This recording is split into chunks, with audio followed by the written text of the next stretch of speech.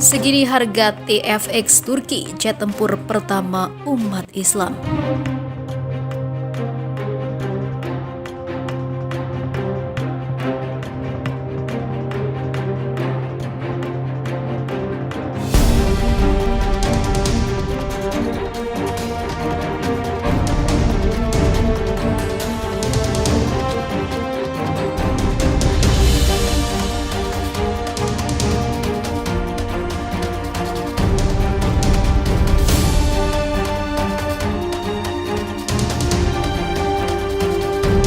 Kepala Turkish Aerospace Industries atau TAI, Temel Kotil, mengidentifikasi harga pesawat jet tempur TFX Turkish Fighter Experimental sebesar 100 juta dolar Amerika atau lebih dari 1,4 triliun per unit. Dia pernah mengklaim pesawat tempur masa depan buatan Turki ini akan menjadi jet tempur pertama umat Islam. Kotil mengungkapkannya dalam wawancara televisi hari Senin yang dilansir Defense News pada Rabu 17 Maret 2021. Dia mengatakan jet tempur pribumi pertama Turki itu dalam proses pembuatan dan akan melakukan penerbangan perdananya pada tahun 2025 mendatang. Rencananya, sambung dia, TFX akan memasuki inventaris Angkatan Udara Turki pada tahun 2029. TAI akan memproduksi 2 pesawat TFX per bulan, berharap menghasilkan USD 2,4 miliar pendapatan tahunan dari program jet tempurnya. Saat ini, kata Kotil, 1.000 dari 4.000 insinyur TAI sedang mengerjakan program TFX. TAI pernah mengundang Malaysia untuk bergabung dalam program pesawat tempur tersebut. Menurut TAI, Indonesia, Pakistan, Bangladesh, dan juga Kazakhstan juga menjadi negara potensial untuk dijadikan partner atau pemodal dalam program itu. Dalam wawancara itu, bos TAI juga membahas proyek helikopter T-929 kelas Atak 2 baru Turki yang menggunakan mesin buatan Ukraina. Kotil mengatakan T-929 berbobot 11 ton, versi yang lebih berat dari T-129, akan didukung oleh mesin twin Turbosaf 2.500 horsepower buatan Ukraina.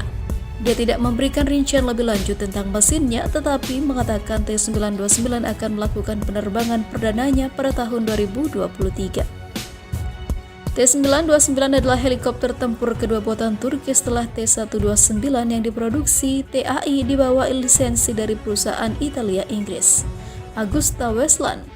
Ia diharapkan mampu membawa muatan 1.500 kg dan melakukan pertempuran, pengintaian, pengawasan, dukungan udara jarak dekat, dan misi pengawalan.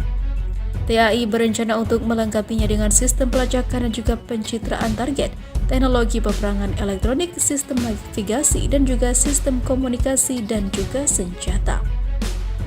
Sementara itu, lengkapi S-400, Rusia tawarkan Su-35 dan Su-57 ke Turki.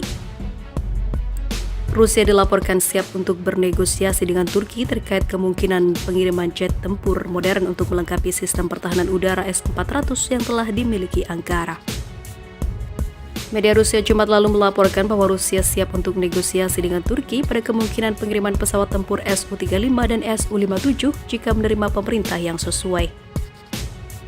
Rusia berharap untuk membangun keberhasilannya setelah kontrak kontroversial memasok sistem pertahanan udara S-400 ke Turki.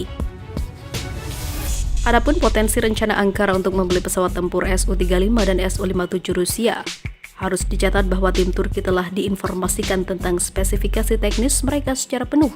Jika ada permintaan dari Turki untuk pesawat-pesawat ini, kami siap untuk negosiasi tentang masalah ini, kata juru bicara Dinas Federal Rusia untuk kerjasama militer dan teknis Valeria Razevnikova, seperti dikutip dari Defense Blog. Pada Selasa 16 Maret 2021, Razevnikova juga mengungkapkan kesiapan Rusia untuk berpartisipasi dalam program pengembangan pesawat tempur kelima Turki TFX. Sisi Turki sudah lama menyatakan niatnya untuk mengimplementasikan proyek pengembangan pesawat tempur generasi kelima TFX sendiri. Rusia sebelumnya menunjukkan bahwa siap untuk mempertimbangkan kemungkinan kerjasama berdasarkan program ini. Namun kami belum menerima permintaan yang sesuai dari Ankara sejauh ini, terang Razevnikova. Kesepakatan dengan Rusia telah menimbulkan kekhawatiran bahwa Turki terbang lebih dekat ke bidang pengaruh Moskow. Kesepakatan S-400 dengan Rusia sudah memicu hubungan yang buruk dengan sekutunya di NATO, Amerika Serikat. Amerika Serikat mengatakan S-400 adalah ancaman terhadap program jet tempur F-35 dan menentang Turki dari program itu. Sementara itu, Iran pamerkan rudal jelajah dan balistik baru serta alat perang elektronik canggih. Pemerintah Iran memamerkan pangkalan yang berisikan rudal jelajah dan balistik baru serta peralatan perang elektronik.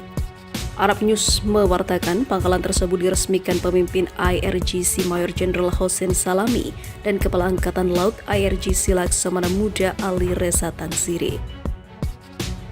Pangkalan rudal ini sehari-hari dioperasikan Korps Pengawal Revolusi Islam Iran.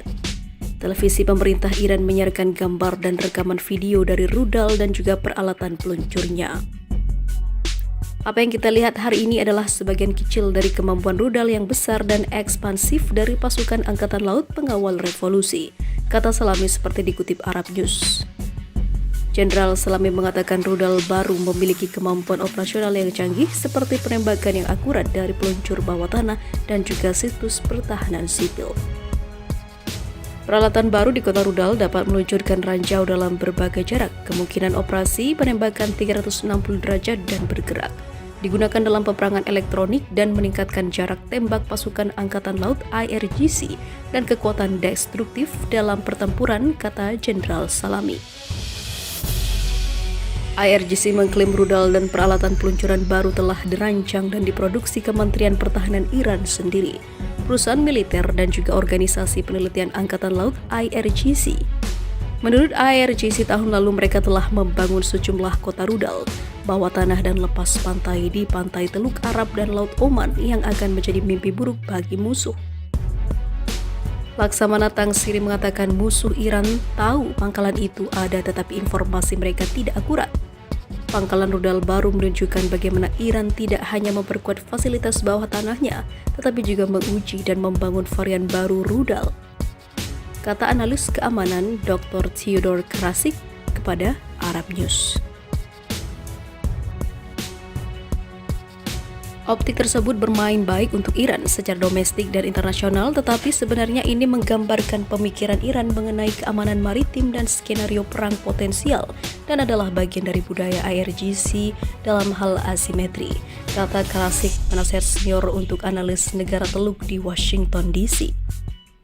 Media Arab menuding Iran dan proksinya di kawasan itu, Hezbollah, Houthi, dan lain-lain telah melancarkan ratusan serangan dengan rudal dan drone bersenjata dalam setahun terakhir, menargetkan warga sipil dan infrastruktur energi Arab Saudi.